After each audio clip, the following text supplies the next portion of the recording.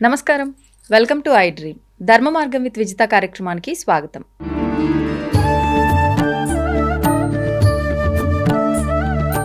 ప్రస్తుతం మనతో పాటు ఉన్నారు శ్రీ విద్యా ఉపాసకురాలు గీతా కుమార్ గారు. ఇప్పుడు వారితో మాట్లాడదాం. నమస్తే మా. శ్రీమాత్రే నమః. నమస్తే మా. అయితే ముఖ్యంగా ఐశ్వర్యాలు అంటూ ఉంటాం, అందులో అష్ట ఐశ్వర్యాలు అంటూ ఉంటాం. అసలు ఏంటి అష్ట ఐశ్వర్యాలు అంటే? ధనము, డబ్బు, బంగారం ఇవేనా, ఇంకేమైనా ఉన్నాయా? ఐశ్వర్యము అంటే ధనము, సంపద, మనం అనుభవించే రీతి. ఐశ్వర్యము అంటే దాంట్లోనే వస్తాయి. అంటే అందరూ ఏమనుకుంటారు, ఐశ్వర్యము అంటే అధిక ధన సంపద, ధనలాభం ఇలా అనుకుంటారు. ధన సంపద వేరు, ఐశ్వర్యం వేరు. మనం ఏదైతే ఉన్నదాన్ని అనుభవించగలుగుతామో దాన్ని ఐశ్వర్యము అంటారు. అదే నిజమైన ఐశ్వర్యం చెప్పాలంటే. ఇప్పుడు మనకి చాలా డబ్బు ఉంటుంది, మనం అనుభవించలేకపోతున్నాము, అది ఐశ్వర్యం కాదు, అది ధన సంపద అంతే. వాళ్ళ ఆస్తి పరులు, ఆస్తి ఉంది, వాళ్ళకి ధనం ఉంది, వాళ్ళ ఐశ్వర్యవంతులు కాదు. వాళ్ళని ఐశ్వర్యవంతుల కింద లెక్క చేయడం తప్పు. ఐశ్వర్యవంతుడు అంటే ఉన్న దాంట్లో కూడా ఉన్నది అనుభవించి తృప్తి చెందేవాడు నిజమైన ఐశ్వర్యవంతుడు. ఇంకా అష్ట ఐశ్వర్యాలు అని అంటే 8 ఐశ్వర్యాలు ఉన్నాయి. ప్రతి ఒక్క మానవుడికి, ప్రతి ఒక్క జీవికి అవసరం ఈ 8 ఐశ్వర్యాలు అనేటివి. ఏంటి అంటే ఆదిలక్ష్మి ఒకటి, సంతాన లక్ష్మి ఒకటి, గజలక్ష్మి ఒకటి, విజయలక్ష్మి, విద్యాలక్ష్మి, తర్వాత ధనలక్ష్మి, ఇంకొకటి సంతాన లక్ష్మి, ధాన్యలక్ష్మి, ఇలా ఉన్నాయి లక్ష్ములు.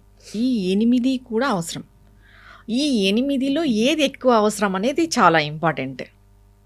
ఒక్కొక్కరికి ఒక్కొక్కటి ఎక్కువగా అవసరం ఉంటుందా? అందరికీ ఒకటే ఎక్కువగా అవసరం ఉంటుందా? అందరు ఏమనుకుంటారంటే ధనలక్ష్మి అవసరమా అనుకుంటాం. అవును. కానీ ధనలక్ష్మి కంటే నేను ఇంతవరకు ఇప్పుడు చెప్పింది 7 లక్ష్మిలే చెప్పాను, ఒక లక్ష్మి చెప్పలేదు. ధైర్యలక్ష్మి చాలా చాలా అవసరం అందరికి. ఇప్పుడు చూడు, నీ దగ్గర ధనం ఉంది, సంతానం ఉంది, విద్య ఉంది, విజయం ఉంది, ధాన్యం ఉంది, ఇవన్నీ ఉండి కూడా నీ దగ్గర ధైర్యం లేకపోతే ఏంటి ప్రయోజనం? అంతేగా. మనిషికి ధైర్యం అనేది చాలా చాలా అవసరం. ఎటువంటి పరిస్థితులైనా కూడా ధైర్యం అనేది ఉంటే, ధైర్యంగా ఉంటే ఏదైనా కూడా మనం దాటేయగలం.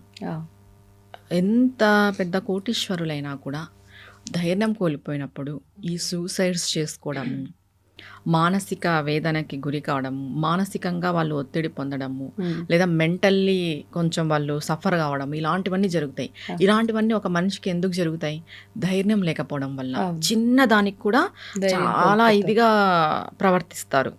హెవీ టెన్షన్ పడ్డము, హైపర్ అయిపోవడము, ధైర్యం కోల్పోవడము, ఇది ఇంత చిన్నది వస్తే ఇంకా ఏదో అయిపోతుంది మా జీవితానికి అనేసి భావనతో చాలా ఎక్కువ ఆలోచన చేసి ధైర్యం కోల్పోయి ఏవేవో డిసిషన్స్ తీసుకుంటారు. ప్రతి ఒక్కరికి అవసరము ధైర్యలక్ష్మిని.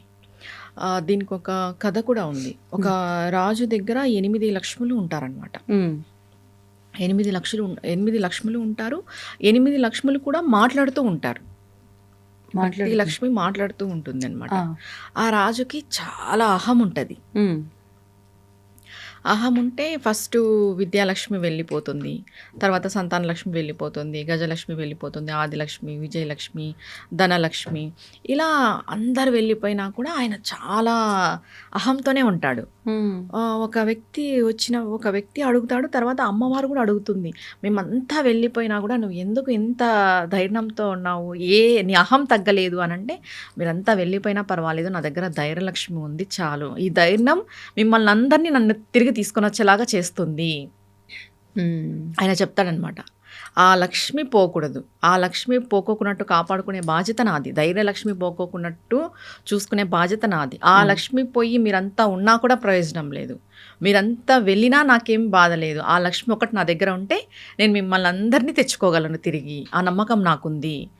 ధైర్యలక్ష్మి చాలా అవసరం. అలా అని మిగిలిన లక్ష్మిలు అవసరం లేదా అంటే, అన్నిటికంటే ఎక్కువ అవసరం ధైర్యం. ఇంకా మిగిలిన లక్ష్ములు అష్టలక్ష్ముల్లో ఐశ్వర్యము అవసరమే, సంతానము అవసరమే. ఆదిలక్ష్మి అంటే మనం ఏదైనా మొదలుపెట్టిన పని ఆమె మొదలు ఏదైతే ఉందో అది సక్సెస్ అయ్యడానికి ఆమె అవసరమే. విజయలక్ష్మి అంటే ప్రతి విజయాలను మనకి ప్రసాదించే లక్ష్మి, ఆమె అవసరమే. ధాన్యలక్ష్మి, ఆమె లేకపోతే మనకి గడవదు. అవును. అంటే మరి మనం ధాన్యం ఏం చేస్తే, ఎలా ఉంటే ఈ లక్ష్ములందరూ మనతో పాటు ఉంటారు? ఏం చేస్తే ఎలా చేస్తే అంటే ముందుగా మనం దైవారాధన ఇది మస్ట్. దాని తర్వాత ధర్మ ప్రవర్తన ఇది ఇంకా మస్ట్. దైవారాధన లేకపోయినా కూడా ధర్మ ప్రవర్తన అనేది చాలా ఇంపార్టెంట్. దీని తర్వాత ఈ 8 లక్ష్ములు ఉన్నాయా లేదా అనే విషయం కూడా మనం చెక్ చేసుకోవచ్చు. మనలో మనకి ఏమేమి ఉన్నాయి. ఇప్పుడు కొంతమందికి సంతానం ఉండదు, అవును. సంతాన లక్ష్మి లేదు. కొంతమందికి ధైర్యం ఉండదు, నా దగ్గర ధైర్యలక్ష్మి లేదు. కొంతమందికి ధనం ఉండదు, నా దగ్గర ధనలక్ష్మి మనమే మనం చెక్ చేసుకోవచ్చు మన దగ్గర ఏ లక్ష్మి ఉంది అని, ఏ లక్ష్ములు ఉన్నారు ఏ లక్ష్ములు లేరు అని. కొంతమంది ఏ పని చేసినా కూడా సక్సెస్ ఉండదు, అవును. పెద్ద పెద్ద విజయం అంటూ ఉండదు, విజయలక్ష్మి ఉండదు, అంతే కదా. అవును. ఇలా కొంతమంది ఎలా అంటే కొంతమంది ఇళ్లలో ధాన్యానికి లోటు ఉంటుంది, ఎంతైనా ఉండి ధాన్యానికి లోటు ఉంటుంది, ధాన్యలక్ష్మి ఉండదు. మనం తిండికి ఇబ్బంది పడ్డామో, ఉన్నా తినకపోకపోవడమో. ఇప్పుడు ఈ 8 లక్ష్ములు ఉన్నారు కదా, ఈ 8 లక్ష్ముల్ని కూడా అనుభవించేది ఉంటేనే అవి మనకు ఉన్నట్టు. అవును. నువ్వు నీ దగ్గర ధాన్యం చాలా ఉంది, నువ్వు తినలేకపోతున్నావు, ఉండి ఏం ప్రయోజనం? అంతే కదా. నువ్వు అనుభవించలేంది ఏదైనా కూడా వృధానే. నువ్వు ఏదైతే ఒక విక్టరీ కానీ, ఒక సంతానం కానీ, ఒక ధాన్యం కానీ, ఒక ధనం కానీ, ఏదైనా వీటన్నిటిని నువ్వు అనుభవించగలిగితేనే నీకు అవి ఉన్నట్టు స్థిరంగా చెప్పాలంటే. ఇప్పుడు మనం వీటిని ఏం చేయాలి, ఎలా చేయాలి, ఉండాలి అంటే మనం చెప్పుకున్నట్టు ధర్మ ప్రవర్తన ఖచ్చితంగా ఉండాలి. ఇది ఉంటే ఖచ్చితంగా ధైర్యలక్ష్మి ఆటోమేటిక్గా ఉంటుంది. ఎప్పుడైతే ఒక మానవుడు ధర్మంగా ఉన్నాడు, ధర్మము అని అంటే ఏదో వేదాలను ఉపనిషత్తులను పొద్దున్న లేచినప్పటి నుండి పూజా కార్యక్రమాలు చేసేయడం ధర్మం అని చెప్పలేదు. ధర్మము అంటే నువ్వు పక్కన వ్యక్తికి పరువులకి హాని చేయకోకున్నట్టు ఉండడం ధర్మం. కానీ ఎవరికి తోచింది, ఎవరికి నచ్చింది అదే ధర్మం అనే ప్రవర్తనతోటే ప్రస్తుతం ఉన్నారు. కానీ నిజమైన ధర్మం అనేది ఎలా తెలుస్తుంది అంటారు మరి? నిజమైన ధర్మం అంటే నీ వల్ల ఒకరు బాధపడకూడదు, నీ వల్ల ఒకరు సఫర్ కాకూడదు. తెలిసి తెలియక ఎన్నో చేస్తుంటాం, తెలిసి కొన్ని చేస్తాం, అది పొరపాటు. తర్వాత నువ్వు ఒక హిందువుగా పుట్టినావు, నువ్వు సనాతన ధర్మంలో ఉన్నావు. నేను హిందువుగా పుట్టి సనాతన ధర్మానికి నేను ఎలా ఉపయోగపడుతున్నాను అనేది ప్రతి ఒక్క హిందువు చెక్ చేసుకోవాలి. నువ్వు హిందువుగా పుట్టి ప్రయోజనం లేదు నువ్వు సనాతన ధర్మాన్ని పాటించకపోతే. ఏదో ధర్మం అంటే మనం ఎత్తుకొని మోసుకొని తిరిగేది, అదేదో బరువు బాధ్యత, అదేదో పెద్దది అన్నట్టు కాదు. మనం చేసే చిన్న చిన్న పనుల్లో కూడా ధర్మం అనేది ఉంటుంది. సరే, నువ్వు నిస్వార్థం లేకోకున్నట్టు దానం చేస్తావు, అది కూడా ధర్మమే. నువ్వు నిస్వార్థం లేకోకున్నట్టు ఎవరికైనా హెల్ప్ చేస్తావు, అది కూడా ధర్మమే. నువ్వు విద్యను పంచుతున్నావు, అది ధర్మమే. జ్ఞానాన్ని పంచుతున్నావు, అది ధర్మమే. నీ వల్ల ఒకరు బాగుపడుతున్నారు, నువ్వు చెప్పింది విని ఒకరు మంచి నడవడిలో నడుస్తున్నారు, అది కూడా ధర్మమే. ప్రతిదీ ధర్మం కిందే వస్తుంది. తప్పు చేయకూడదు. తెలిసి తెలియక చేసిన తప్పుల గురించి కాదు, తెలిసి చేసే తప్పులు కొన్ని ఉంటాయి. మనకు తెలుస్తుంది మనం చేస్తున్నది తప్పు అని కూడా, కానీ దాన్ని సమర్థించుకొని కూడా కొంతమంది మాట్లాడతారు. అవును, అది తప్పు. మనం చేసింది తప్పు అని తెలిసినా దాన్ని సమర్థించుకొని మాట్లాడి నేనే ధర్మంగా ఉన్నానని చాలా మంది నేను చూసాను, వితండవాదం చేసేవాళ్ళని. నిజం, అది తప్పు. అప్పుడు మనమే అంటే ఆపోజిట్ లో ఇంకా వేస్ట్ వాదించటము, మూర్ఖులతో వాదించడం అనవసరం అనిపిస్తుంది. నిజంగా మూర్ఖులతో వాదించకూడదు. నిజంగా అట్లాంటి సిచ్యువేషన్ లో వదిలేయడమే మంచిదా? ఇప్పుడు జ్ఞానితో అన్నా మనం వాదిస్తే మనకి జ్ఞానం వస్తుంది. ఒక జ్ఞానితో మనం వాదించినాము అంటే జ్ఞానం వస్తుంది. అజ్ఞానితో వాదిస్తే ఏమొస్తుంది? సమయం వృధా అవుతుంది. అంతే. ఇప్పుడు మూర్ఖుడు అని తెలిసిన తర్వాత వాదించకూడదు. నేనైతే వాదించకూడదని చెప్తాను. మన సమయం వృధా, తర్వాత మన మైండ్ కూడా అప్సెట్ అయిపోతుంది. అవునా కదా? వాదించడం అనవసరం. ఇప్పుడు ఈ 8 లక్ష్ములు మన దగ్గర ఉండాలి అని అంటే ధర్మ ప్రవర్తన అని చెప్పాం. తర్వాత ఆధ్యాత్మిక మార్గంలో ఉండి మనం నిత్యము పూజలు చేసుకోవడము, అమ్మవారి స్తోత్రాలను చేసుకోవడము. ఒక్కటే, ఏ లక్ష్మి ఉన్నా ఏ లక్ష్మి లేకపోయినా ధైర్య లక్ష్మిని ప్రసాదించమని ప్రతి ఒక్కరు అడగాలి.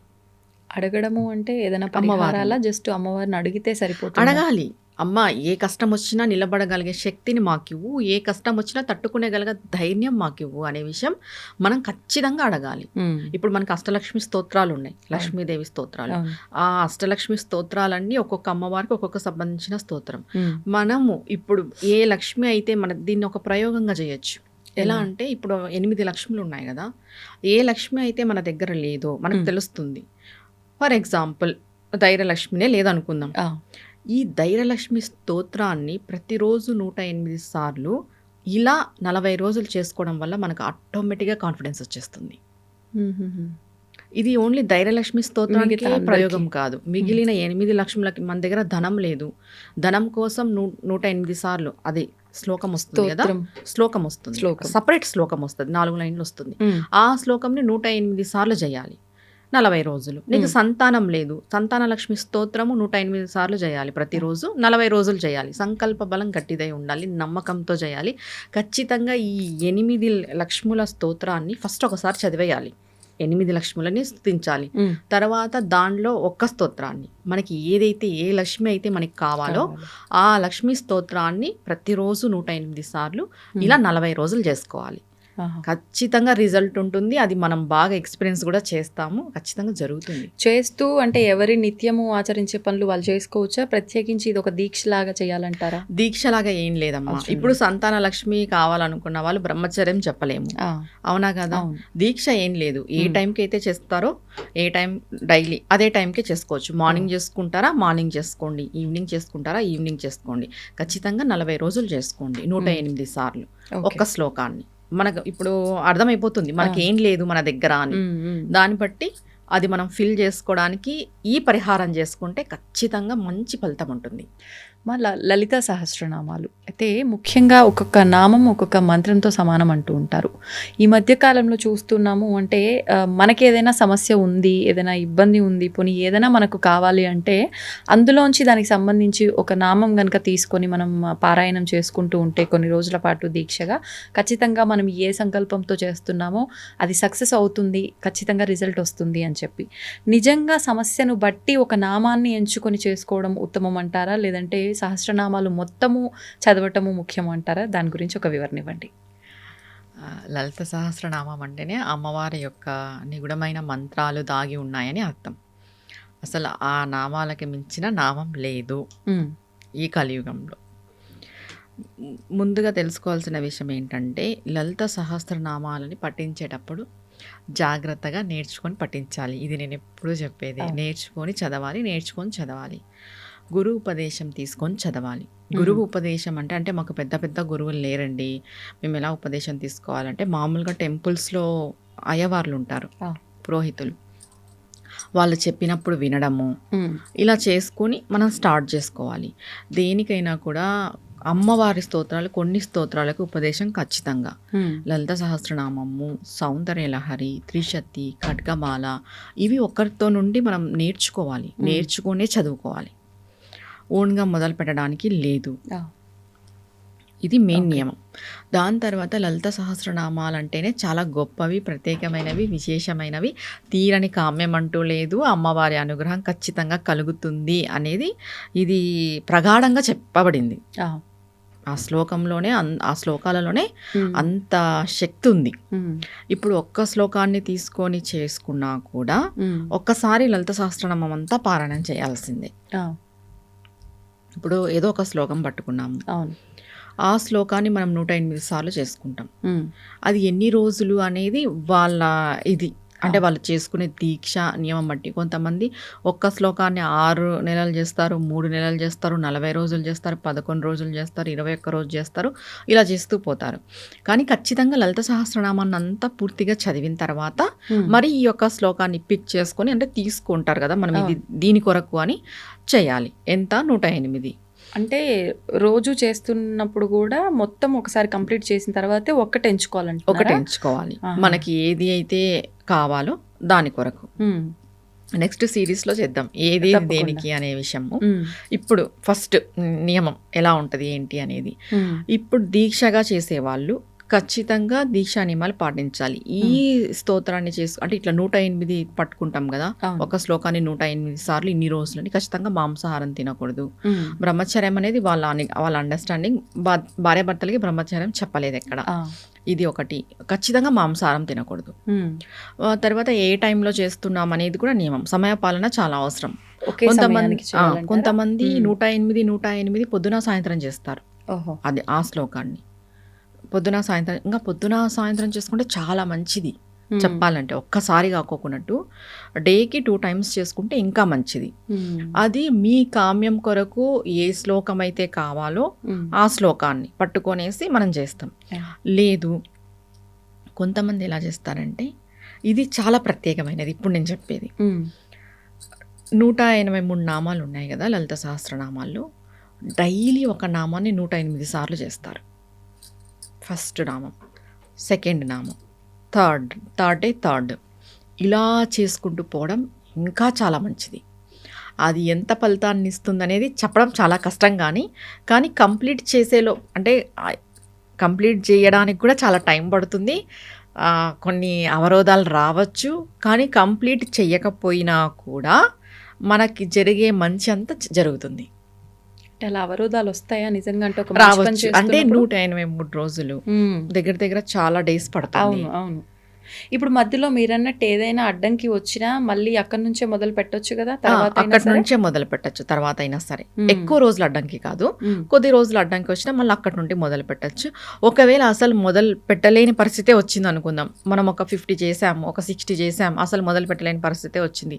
కానీ ఏదో అయిపోతుందని భయపడే అవసరం అయితే లేదు, ఏమీ కాదు. కానీ మనం ఈ 50-60 చేసిన దాని ఫలితం అమోఘంగా అమ్మవారు అనుగ్రహిస్తుంది. కానీ చాలా మందిలో మీరన్నట్లు మధ్యలో ఆపేసాము, మళ్ళీ చేయలేకపోతున్నాము, ఏం జరుగుతుందో ఏమో, ఈ టెన్షన్ ఎక్కువగా ఉంటుంది. లేదు, ఏమీ జరగదు. అంటే ఇది ఏమీ జరగదని ఎందుకు చెప్తున్నాను అనంటే, ఈ ఒక్క శ్లోకం తీసుకొని చేసుకునేది కామ్యం కొరకు చేస్తాం. ఈ 183 శ్లోకాలు అనేది అమ్మవారి కొరకు చేస్తాం. మనం ఆమె కోసం చేస్తాం, ఆమె అనుగ్రహం కోసం చేస్తాం. కాబట్టి ఆమె మనతో ఎన్ని చేయించాలని రాసి ఉంటే అన్నే చేస్తాం. ఇప్పుడు 11 శ్లోకాలకే స్టాప్ కావచ్చు, కానీ ఖచ్చితంగా ఫలితం ఇస్తుంది అమ్మవారు. మనం జీవితంలో జరగని మిరాకిల్స్ అన్ని జరుగుతాయి ఇది చేయడం వల్ల. నేను 11 చేస్తా లేకపోతే 21 చేస్తా అట్లా సంకల్పం పెట్టుకొని చేయొచ్చు అంటారా? లేదు, అట్లా చేస్తే మొత్తం చేయాలి. లేదా మన కామ్యం కొరకు ఏ శ్లోకం అయితే ఉందో ఆ శ్లోకం చేయాలి. ఎందుకంటే మన కామ్యం కొరకు చేసేది మన వరకు, మన నీడ్ కోసము ఒక శ్లోకాన్ని తీసుకొని చేసుకుంటాము. ఈ 11 శ్లోకాలు 20 శ్లోకాలు అనేది అలా కాదు. ఎందుకంటే 183 శ్లోకాలు ఉన్నాయి కాబట్టి మొత్తము చేయాలి కంప్లీట్గా. మొత్తము అంటే సంకల్పం పెట్టుకొని, అమ్మ నేను నీ కొరకు చేస్తాను, నీ అనుగ్రహం కావాలని చెప్పి స్టార్ట్ చేసి ఎంతవరకు వీలైతే అంతవరకు మొత్తం చేయడానికి ప్రయత్నం చేయండి. ఒకవేళ మధ్యలో ఆపేసే పరిస్థితి వచ్చినా ఏమీ జరగదు. ఇది అమ్మవారి కొరకు చేస్తాం కాబట్టి. కానీ చాలా చాలా చాలా మంచి ఫలితం ఉంటుంది. అది చెప్పలేము ఇంత ఫలితము అని. మన జీవితానికి ఏం కావాలో అమ్మ అది ఇస్తుంది, జీవితం సెట్ అయిపోతుంది. మనకి ఒక మంచి వే దొరకలేదు, మనం చాలా జీవితంలో ఇంకా సెటిల్ అనే విషయం మనం మాట్లాడకూడదు. సెటిల్ అనేది ఎప్పుడు ఉండదు. మనకి ఇంకా మంచి దారి దొరకలేదు, మనం ఇంకా ఏదో కొంచెము కన్ఫ్యూజన్లో ఉన్నాము, ఒక స్థిరత్వం లేదు అనే దానిపైన మనము దీన్ని మొదలు పెట్టినామంటే, ఎనీ కన్ఫ్యూజ్ అయినా సరే ఖచ్చితంగా అమ్మవారి దారి చూపిస్తుంది. మన కామ్యం కొరకు చేసే ఒక్క శ్లోకం కంటే ఇలా అన్ని శ్లోకాలు డైలీ 108 సార్లు చేసుకుంటూ పోవడం వల్ల వితిన్ 5 to 6 months టైం పడుతుంది ఇది అయిపోవడానికి. చేసి చూడండి, అద్భుతాలు ఖచ్చితంగా జరుగుతాయి. ఆ అద్భుతాలు మీరే చూస్తారు ఖచ్చితంగా. అంటే మాకు అనుకున్న ఫలితం వచ్చింది కదా అని కొన్నిసార్లు నిర్లక్ష్యం చేస్తూ ఉంటారు చాలా మంది. చెయ్యొద్దు అలా. మనకి చేసుకునే వీలు ఉంటే, ప్రతిరోజు చేసుకునే వీలు ఉంది, చెయ్యండి. ఇంకా అమ్మవారి అనుగ్రహానికి మీరు దగ్గర అవుతారు కదా. అవునా కాదా? ఏది చేసినా కూడా, ఒక శ్లోకాన్ని చేసినా కూడా మనం లలిత సహస్రనామాన్ని అంతా చదివేసి ఆ ఒక్క శ్లోకము 108 సార్లు చేసుకోవాలి. అమ్మవారికి పానకం, వడపప్పు నైవేద్యం పెట్టాలి. తర్వాత అన్నంతో చేసిన పదార్థాలు మన శక్తి కొలది పెట్టుకోవచ్చు. ఖచ్చితంగా నైవేద్యం అనేది పెట్టి అమ్మవారికి పంచపూజ చేసేసి మనం మొదలు పెట్టుకోవాలి. అది ఒక్క శ్లోకమైనా, ఇట్లా అన్ని శ్లోకాల సంకల్పమైనా కూడా. కానీ ఫస్ట్ మొదటగా నేర్చుకొని మొదలుపెట్టండి. ఎవరైనా అయ్యగారులతో కానీ పురోహితులతో కానీ చెప్పించుకొని మొదలుపెట్టండి. ఖచ్చితంగా ఇది ఒకరితో నేర్చుకునే చదవాలి. గురువు అవసరం. గురువు ద్వారా స్వీకరించే మనం చదువుకోవాలి. ఇది మెయిన్ నియమం. అంటే తప్పులు చదవకుండా ఉంటాము అనా, లేదంటే నియమమే ఎవరి ద్వారా అయినా తీసుకుంటే ఫలితం బాగుంటుంది? ఎవరి ద్వారా అయినా తీసుకుంటే, ఇప్పుడు తప్పులు చదువుతామనే భయంతోనే ఒకరితో చెప్పించుకోవాలి అనేది ఉంది. అవును. ఇప్పుడు వాళ్ళు చెప్పిన తర్వాత మనం ఇంకా ప్రాక్టీస్ చేయాలి. ఎలా తప్పులు లేకోకున్నట్టు చదవడానికి ప్రాక్టీస్ చేయాలి. ఇప్పుడు ఒక శ్లోకం తీసుకున్నాము, ఆ శ్లోకంని కూడా తప్పులు లేకోకున్నట్టు మనం చదవాలి కదా. అవును. అలా ప్రాక్టీస్ చేసి మనం కరెక్ట్గా చదవగలము అన్నప్పుడు ఆ శ్లోకాన్ని పట్టుకొని దీక్షగా ఎన్ని రోజులు వీలైతే అన్ని రోజులు, 11 days, 21, 40 లేదా 3 months, 6 months, మన శక్తి కొలది. అది మనది ఇంకా పెద్ద కోరిక, ఎక్కువ రోజులు చేయాల్సి వస్తుంది. ఇంకొకటి ఇక్కడ ఒక్క విషయం అర్థం చేసుకోవాలి. 40 రోజులు దీక్ష పెట్టుకున్నారు, మీరు చేశారు, ఇంకా అవ్వలేదు అని ఎవ్వరూ నిరుత్సాహపడద్దు. ఎందుకంటే మన బ్యాడ్ కర్మ అనేది ఎక్కువగా ఉన్నప్పుడు అడ్డుపడుతుంది. ఈ బ్యాడ్ కర్మ కొంచెం తగ్గిన తర్వాత మనం దేనికి ఇప్పుడు జనవరిలో చేసింటాము, అది ఖచ్చితంగా ఆగస్టులో మనకు జరుగుతుంది. చేసిన వెంటనే జరగలేదు అని నిరుత్సాహపడద్దు. ఖచ్చితంగా జరుగుతుంది. మనం చేసిన పూజ, ఫలము, దానము, ధర్మము ఏది ఎటుపోదు. మనకు ఖచ్చితంగా అది వస్తుంది రిటర్న్ అనేది. ఇది నమ్మకంతో చేయాలి. ఇది ఒక పరీక్ష అని కూడా అనుకోవచ్చు. ఆలస్యం అవుతుంది అంటే నీకు ఎంతవరకు ఓపిక ఉంది అనేది కూడా. మన కర్మ అనేది ఒకటి ఉంటుంది కదా, మా బ్యాడ్ కర్మ అనేది. అది ఉన్నప్పుడు మనం అనుకున్నవి జరగాలంటే ఎలా జరుగుతుంది? ఆ కర్మను తగ్గించుకోవడానికి ఈ క్రియ. ఇప్పుడు అదే కర్మ ఇప్పుడు 6 నెలలు ఉంటుంది బ్యాడ్ కర్మ. నువ్వు ఇది ప్రయోగం చేసావు, అది 3 నెలలకు వస్తుంది. ఈ 3 నెలలు కూడా నేను వెయిట్ చేయలేనంటే ఎలా? అవునా కదా. ఈ 3 నెలలకు పోతుంది అది బ్యాడ్ కర్మ అనేది. నీకు 4th month నుండి గుడ్ టైం స్టార్ట్ అవుతుంది. కానీ లేదు, నేను ఇప్పుడు 40 రోజులు చేసేసాను, నాకు వెంటనే రిజల్ట్ రాలేదు అనుకోవడానికి ఎలా? కొంతమందికి మంచి కర్మ నడుస్తుంటుంది, మీరు ఇలా చేస్తారు, వెంటనే రిజల్ట్ వచ్చేస్తుంది. రిజల్ట్ రాలేదు అనుకోవద్దు, ఖచ్చితంగా రిజల్ట్ వస్తుంది. కావచ్చు కానీ ఖచ్చితంగా రిజల్ట్ వస్తుంది. నమ్మకంతో మొదలు పెట్టండి, నేర్చుకొని మొదలు పెట్టండి. మొదలు పెట్టడానికి ఏదైనా తిథి, వార, నక్షత్రాలు ఏమైనా చూసుకుంటే ఫలితం ఇంకా బాగుంటుందంటారా? మంచి పని చేయడానికి అయితే తిథి, వార, నక్షత్రాలు అవసరం లేదు. ఎందుకంటే మనం అమ్మవారిని పట్టుకుంటున్నాం కాబట్టి అవసరం లేదు. ఒకవేళ ఇది నమ్మే వాళ్ళు ఉంటారు కాబట్టి శుక్రవారం, మంగళవారం, ఆదివారం ఇలా చేసుకోవచ్చు. పౌర్ణమి రోజు, అష్టమి, పౌర్ణమి, అమావాస్య, అష్టమి చాలా మంచిది. అష్టమి రోజు మొదలు పెట్టుకుంటే చాలా చాలా మంచిది. అలా చూసుకొని ఒకవేళ సెంటిమెంట్ ఉన్న వాళ్ళు ఇలా మొదలు పెట్టుకోవచ్చు. లేదు ఈ వీడియో చూశారు, వెంటనే మొదలు పెట్టుకోవాలనిపించింది, లేట్ చేయొద్దు, మొదలు పెట్టేసేయండి. కానీ డైలీ ఏ టైంకి అయితే చేయగలరో అది డిసైడ్ అయ్యి మొదలు పెట్టేసేయండి, అంతే. ఓకే, సంతోషం అమ్మా. నమస్తే అమ్మా. తవ్వుతున్న శివలింగం, సరే దాన్ని అట్లా కప్పేసేయండి, చూపించదండి. Krishna is there. మూర్తి పూజ కాదు, సాక్షాత్ బ్రజేంద్ర నందన భగవాన్ ఉన్నారు మూర్తిలో. ఏమీ ఆశించకుండా ఆరాధించే వాళ్ళు కూడా ఉన్నారా ప్రభుజీ? నిజమైన భక్తి అంటే మనకు తెలియదు కాబట్టి